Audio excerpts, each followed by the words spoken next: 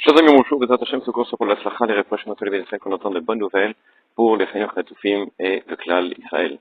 Alors, dans notre marché, il y a quelque chose qui est extraordinaire, mais avant de commencer à donner la Nekuda, le point sur la paracha, vous savez qu'il y a plusieurs années de cela, aux États-Unis, ils ont fait une étude sociologique, on va dire comme ça, sur les familles juives qui sont, on va dire comme ça, ce qu'on appelle conservatives, libérales, pour savoir est-ce que le peuple juif peut exister dans le futur, même en étant, on va dire comme ça, libéral, conservatif. Ils ont voulu faire une étude.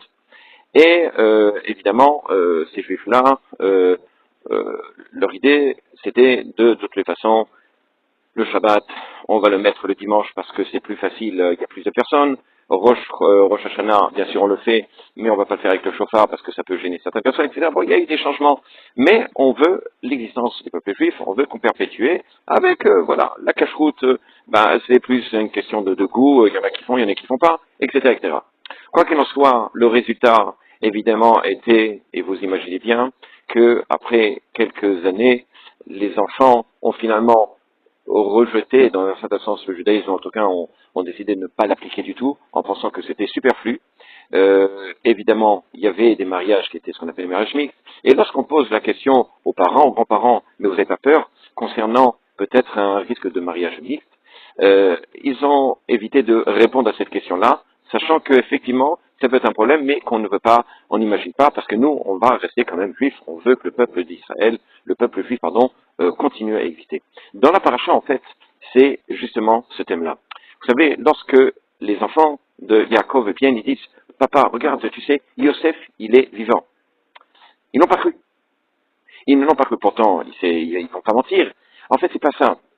C'est seulement, comme ça c'est écrit dans la paracha, lorsque Yosef a envoyé les agalotes, c'est-à-dire des charrettes, en disant voilà c'est un signe dans lequel mon père il saura que je suis en vie, qu'à ce moment-là, il a cru. La question est de savoir comment est-ce possible qu'il ne croit pas à ses enfants, et pourquoi à travers des charrettes, il va beaucoup plus les croire. Et la réponse est comme ça, l'idée est comme ça. C'est que Yaakov sait très bien ce qui se passait en Égypte. L'Égypte, c'est un peu comme Las Vegas. L'Égypte, c'était l'endroit le plus impur dans lequel on pouvait se fondre dans la masse et oublier notre identité. De dire que Yosef, il est vivant, j'y crois pas dans le sens où peut-être qu'il est vivant, mais il a perdu tout son judaïsme. Lorsqu'il a envoyé Yosef ses agalotes, ses charrettes, et que Yaakov, il a compris qu'en fait, il est resté, parce que lorsque Yosef, il est parti de la maison de son père à ce moment-là, c'était la dernière fois qu'il l'a vu, c'était à ce moment-là où il parlait de Torah au sujet de Eglah Haoufa, c'est-à-dire au sujet de la génisse qu'il faut, etc. Pour lui dire, regarde papa, je n'ai pas perdu, je suis resté juif à part entière, et je t'envoie un signe comme quoi je suis resté avec ça, et ben, c'est à ce moment-là que, effectivement, Yaakov, à ce moment-là, effectivement, il a souri. Il a compris que effectivement Yosef il est vivant. Non pas qu'il est vivant physiquement, mais qu'il est resté juif à part entière. Tout simplement pourquoi? Parce qu'il est resté avec les valeurs qu'il a reçues de son père, à savoir la Torah, les mitzvot, à savoir d'accomplir, d'étudier. C'est la seule possibilité pour qu'un juif puisse exister